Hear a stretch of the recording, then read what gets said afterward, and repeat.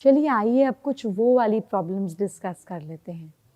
आपने देखा है कभी-कभी शादी में ऐसी प्रॉब्लम आ जाती है कि एक जना बहुत प्रैक्टिकल होता है और दूसरा बहुत इमोशनल होता है। सामने वाली अगर हस्बैंड प्रैक्टिकल होता है तो वाइफ कहती है ये तो मुझे समझते ही नहीं, ये तो मेरी बातों का ठीक से जवाब ही नहीं देते, मैं लड़ती हूँ तो रात को लड़कर सो जाते हैं। इस तरह के इश्यूज आते हैं। ये कौन से प्लैनेट कराता है?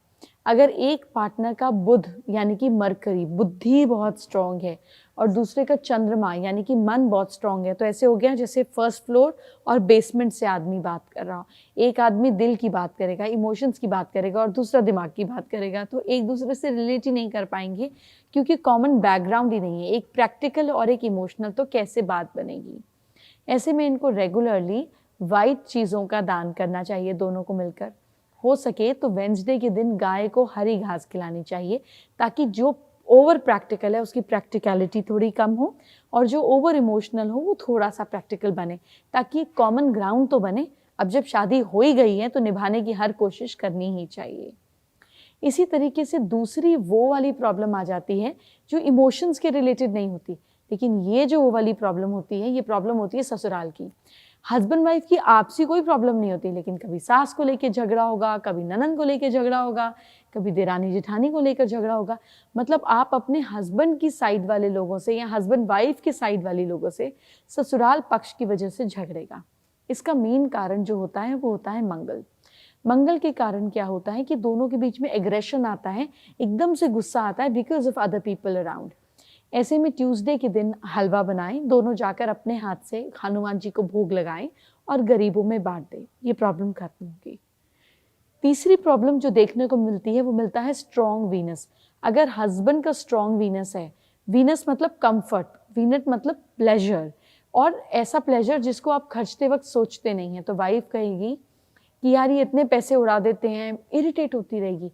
और अगर वाइफ का वीनस स्ट्रांग है तो हस्बैंड उसको चिड़ चिड़ के पैसे देगा क्योंकि जाएगी और खर्च कर देगी। और अगर दोनों के वीनस ज़्यादा स्ट्रांग है तो दोनों उजाड़ होंगे। तो इसीलिए जब वीनस बहुत ज़्यादा स्ट्रांग होता है तो भी घर में पैसा नहीं टिक पाता और खर्चे को लेकर झगड़े होते हैं। ऐसी सिचुएशन में हमको क्या करना चाहिए? माँ लक्ष्मी का जाप करना चाहिए, घर में राम दरबार स्थापित करना चाहिए और घर में देसी घी का दिया रोज जलाना चाहिए। अगला इशू जो शादी में आता है वो जो वो का इशू होता है वो एक्चुअल वो का इशू होता है, यानी कि एक्स्ट्रा मैरिटल अफेयर। शादी में लोगों को बोरियत लग जाती है, सामने वाले की तरफ से अपॉर्चुनिटी प्लेटर पे लगी आ जाती है, what ever might be the circumstances. लेकिन एक तीसरे इंसान की इमोशनल, फिजिकल या किसी भी लेवल पर एंट्री आपके रिश्ते में हो जाती है। इसका जो मेन कारण है वो है प्लैनेट राहु। ये अचानक से हमारे माइंड को, बुद्धि को भ्रष्ट कर देता है और हम इम्पल्सिव डिसीजंस लेते हैं और अपनी प्रॉब्लम्स और अपनी गलतियों को देख भी नहीं पाते हैं। ऐसी सिचुएशंस में हमको माँ सरस्वती का रेगुलर जाप करना चाहिए। घर के नॉर्थ ईस्ट में माँ सरस्वती की फ़ोटो लगानी चाहिए और उनके मंत्रों का जाप करना चाहिए। इसी तरीके से दो और वो वाली प्रॉब्लम्स होती है जो हमारे रिश्तों में बीच में आती हैं। अगर हस्बैंड वाइफ का आपसी झगड़ा होता है नशे की वजह से, यानी कि अगर वाइफ एडिक्ट है या हस्बैंड एडिक्ट है और एडिक्शन को लेकर झगड़ा हो रहा है और आपस में एक दूसरे के साथ मार पिटाई कर रहे हैं या बैड बिहेवियर कर रहे हैं, तो इसका कारण सैटर्न भी हो सकता है। ऐसे में हमको क्या करना है कि हर सैटरडे पीपल के पेड़ के नीचे सरसों के तेल का दिया जलाना है। सरसों का तेल किसी गरीब को दान करना है और लोहे की कोई चीज़ जो गर्म करने वाली होती है जैसे तवा, चिमटा, ये भी किसी गरीब को दान करना है, तो ये प्रॉब्लम कम होने लगेगी।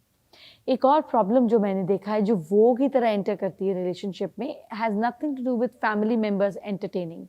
आपके दोस्त की वजह से झगड़ा हो गया, लड़की के दोस्त की वजह से झगड़ा हो गया, मतलब और आसपास वाले लोगों की वजह से जब झगड़ा होता है जिनसे हमारा ब्लड रिलेशनशिप नहीं होता।